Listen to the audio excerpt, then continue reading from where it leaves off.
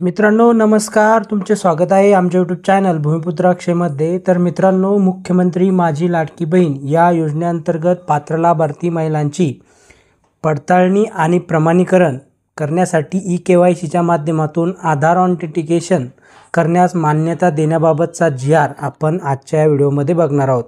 त्यामुळे मित्रांनो, व्हिडिओ पूर्ण बघा आणि चॅनलवर जर तुम्ही नवीन असाल तर चॅनलला सबस्क्राईब करा। चला तर मित्रो, जरा वेळ न घेता व्हिडिओला सुरुवात करूया।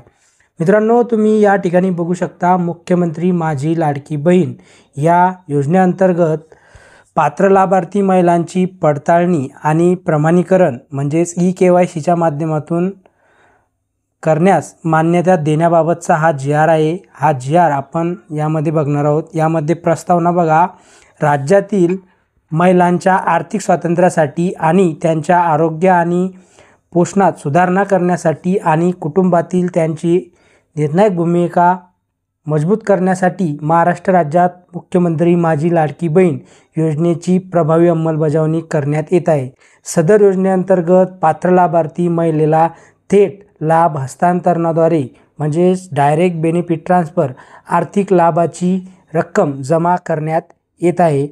मुख्यमंत्री माझी लाडकी बहीण या योजने संदर्भात आधार म्हणजे आर्थिक आणि इतर अनुदाने, लाभ आणि सेवांचे लक्षित वितरण अधिनियम 2016च्या कलम 7 मधील तरतुदीच्या अनुषंगाने दिनांक 1/8/2024 अन्वये शासन अधिसूचना अधिसूचित केली आहे। सदर अधिसूचनेनुसार मुख्यमंत्री माझी लाडकी बहीण या योजनेअंतर्गत लाभ घेण्यास पात्र असलेली व्यक्ती आधार क्रमांक बाळगत असल्यास पुरावा सादर करेल किंवा आधार अधिप्रमाणन करेल असे नमूद केलेले आहे।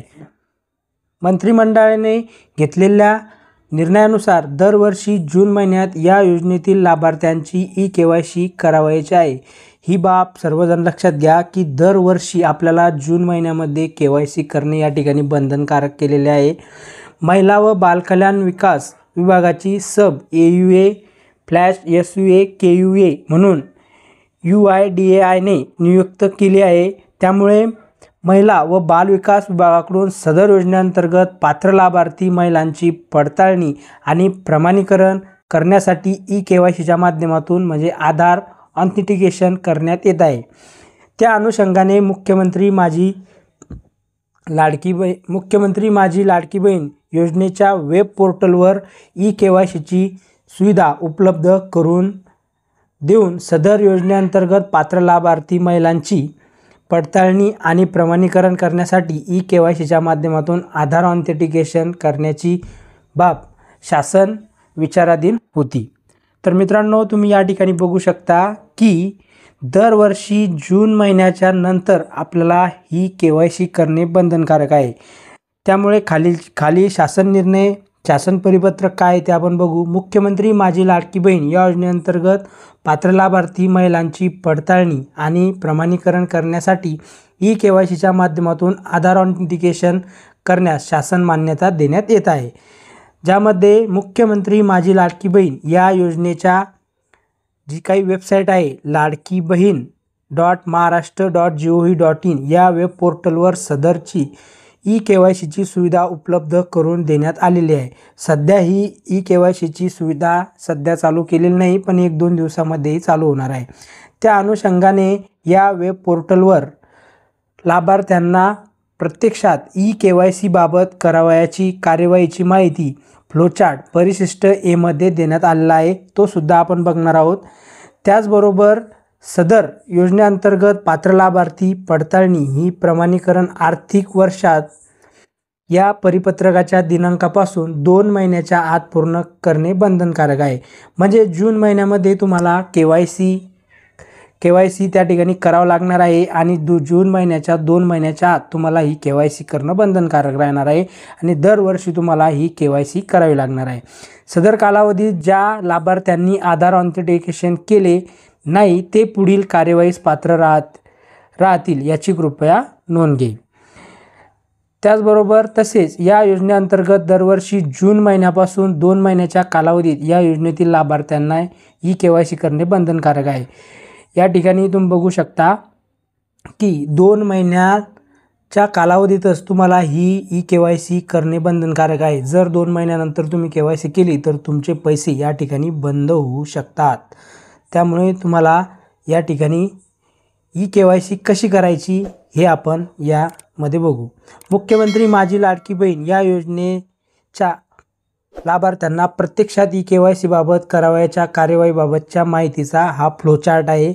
यामध्ये तुम्ही या ठिकाणी बघू शकता की लाडकी बहीण महाराष्ट्र.gov.in या वेबसाईटला या ठिकाणी भेट द्यायची आहे. या वेबसाईटला भेट दिल्यानंतर मुख्य पृष्ठावरील KYC बॅनरवर या ठिकाणी क्लिक करायचे आहे. KYC फॉर्म उघडेल. KYC फॉर्म उघडल्यानंतर लाभार्थ्यांनी त्यांचा आधार क्रमांक त्या ठिकाणी पडताळणीसाठी टाकायचा आहे. आधार क्रमांक टाकल्यानंतर तुम्हाला कॅप्चा या ठिकाणी टाकायचा आहे. तसेच आधार प्रमाणीकरणासाठी संमती दर्शवून सेंड OTP बटनावर या ठिकाणी क्लिक करायचे आहे. या बटनावर क्लिक केल्यानंतर या ठिकाणी तुम्हाला एक ऑप्शन येईल, आपले KYC या आधीच पूर्ण झाले आहे किंवा नाही हे तपासले जाईल. त्यानंतर जर तुमचे आधी पूर्ण झाले असेल तर होय, जर असेल तर KYC पूर्ण झाली आहे असा संदेश तुम्हाला प्राप्त होईल. जर तुमची झालेली नसेल तर आधार क्रमांक लाभार्थ्याच्या मंजूर यादीत आहे की नाही हे तपासले जाईल. जर तुमची KYC कंप्लीट झालेली नसेल तर आधार क्रमांक मुख्यमंत्री माझी लाडकी बहीण योजनेत पात्र यादीत नाही असा संदेश या ठिकाणी दाखवण्यात येईल. जर तुमची यादीत नाव असेल तर लाभार्थ्यांचा आधार लिंक मोबाईलवर प्राप्त झालेला OTP तुम्हाला स्क्रीनमध्ये टाकून सबमिट बटनावर या ठिकाणी क्लिक करायचे आहे. त्यानंतर मित्रांनो KYC पृष्ठावर तुम्हाला पती किंवा वडील यांचा आधार क्रमांक या ठिकाणी नमूद करायचा आहे.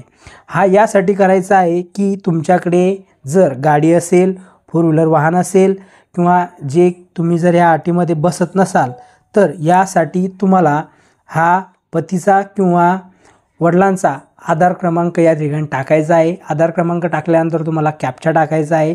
कॅप्चा टाकल्यानंतर तुम्हाला आधार प्रमाणीकरणासाठी संमती दर्शवून सेंड OTP या ऑप्शनवर या ठिकाणी क्लिक करायचं आहे.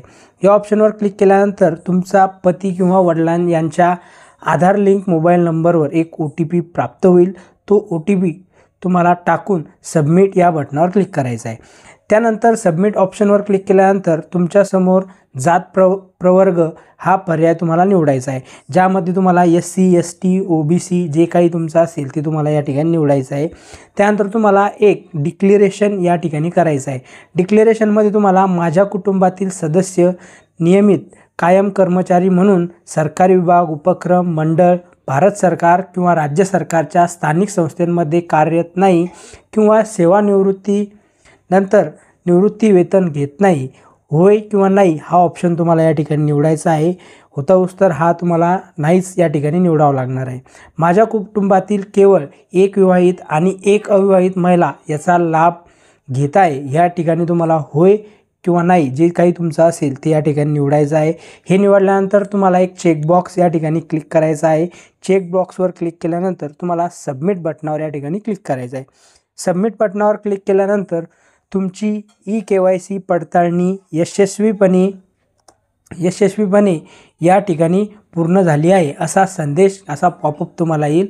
अशा पद्धतीने तुम्हाला ही KYC तुमची या ठिकाणी करायची आहे.